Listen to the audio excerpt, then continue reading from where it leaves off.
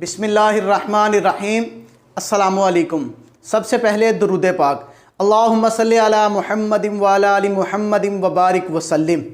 ہمارا آج کا موضوع ہے راہ نجات بذریعہ درود پاک۔ بہت پیارا موضوع ہے، توجہ سے دیکھیے گا۔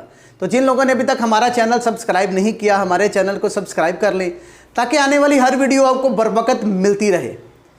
مشکل جو سر پہ آ پڑی، مشکل جو سر پہ آ پڑی، تیرے ہی نام سے ٹلی، مشکل کشا ہے تیرا نام، تجھ پر درود اور سلام۔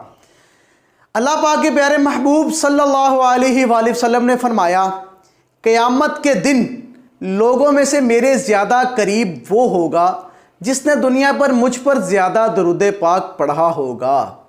ایک اور جگہ فرمایا کہ قیامت کے دن ہر مقام پر، ہر جگہ میرے نزدیک وہ ہوگا جس نے دنیا میں مجھ پر سب سے زیادہ درود پاک پڑھا ہوگا۔ اللہم صلی علی محمد وعلی آل محمد وبارک وسلم۔ کسی دوست نے کسی دوست سے 3000 دینار کا قرض لیا اور واپسی کی تاریخ مقرر کر دی، مگر ہوتا وہی ہے جو اللہ پاک کو منظور ہوتا ہے۔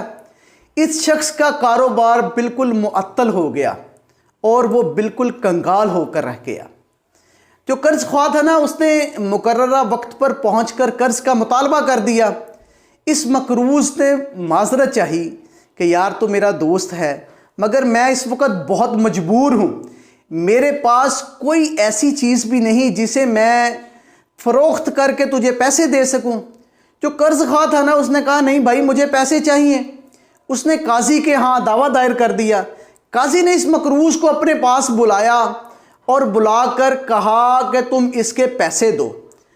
جو مقروض تھا اس نے کہا مجھے کچھ مہلت دے۔ قاضی نے اس کو 1 ماہ کی مہلت دے دی۔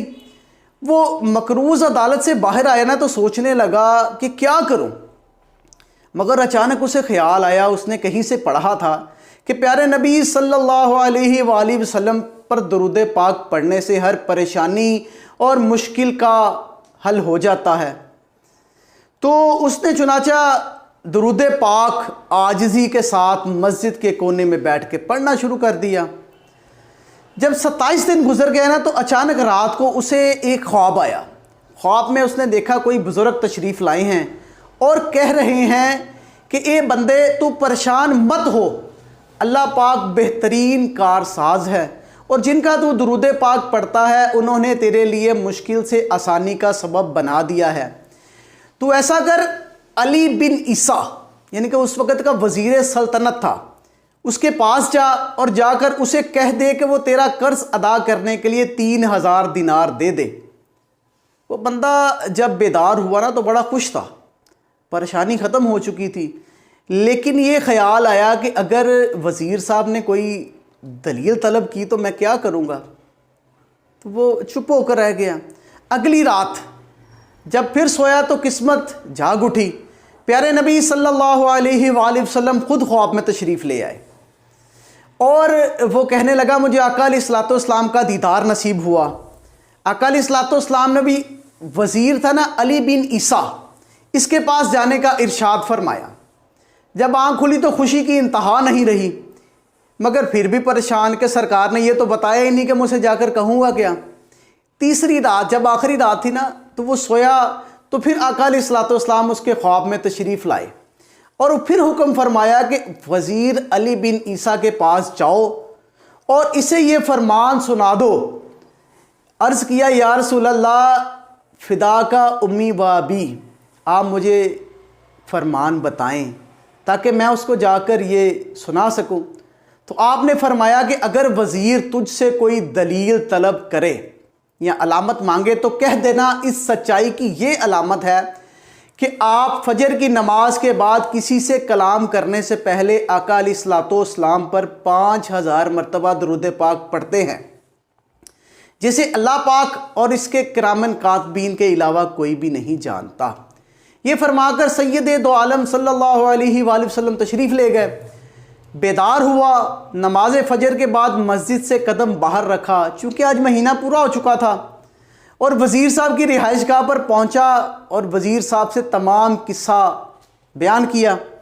جب وزیر صاحب نے کوئی دلیل طلب کی نا تو محبوب کبریا صلی اللہ علیہ وآلہ وسلم کا ارشاد سنایا، وہ خوشی اور مسرت سے جھوم اٹھے اور فرمایا مرحبا مرحبا، آقا علیہ الصلوۃ والسلام نے صحیح فرمایا۔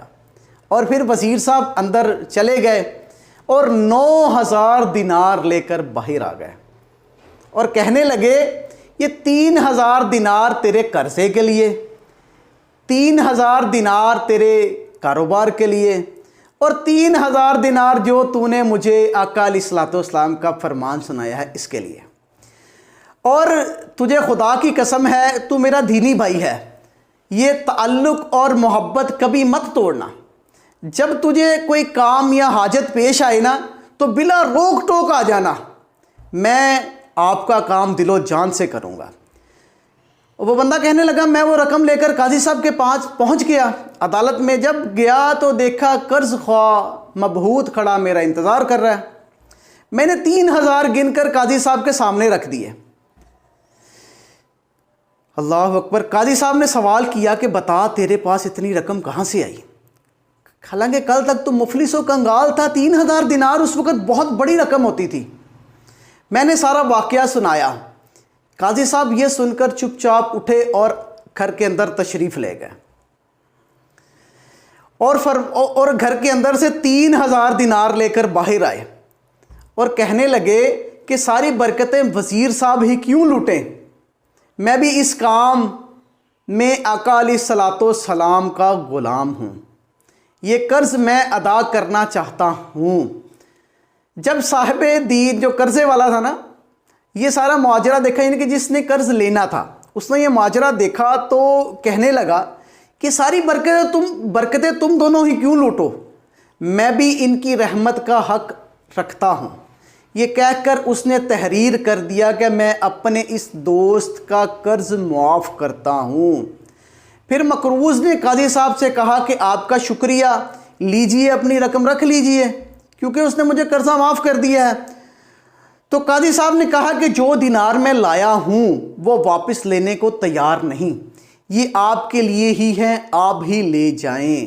سبحان اللہ، وہ 12,000 دینار لے کر گھر آ گیا۔ اس طرح اس کا قرضہ بھی ادا ہو گیا اور کاروبار کے لیے انتظام بھی ہو گیا۔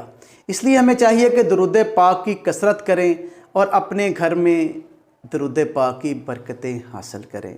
جزاک اللہ۔